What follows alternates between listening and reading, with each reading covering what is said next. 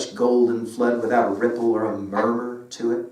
The west side of every wood and rising ground green gleamed like the boundary of Elysium, and the sun on our backs seemed like a gentle herdsman driving us home at evening.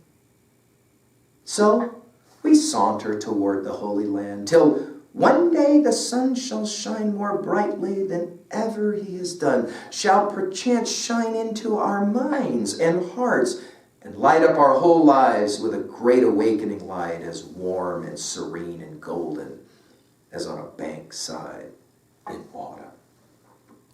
Well, I don't know that writing gets much better than this, and of course we celebrate this in 303 as being one of those essays that says, go for the wild, go for the grass.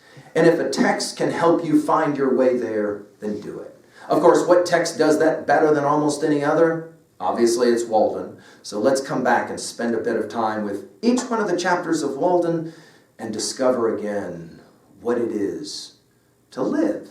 I went to the woods because I wish to live deliberately, intentionally. I hope that this set of comments will lead you to want to read the essay Walking. Thank you.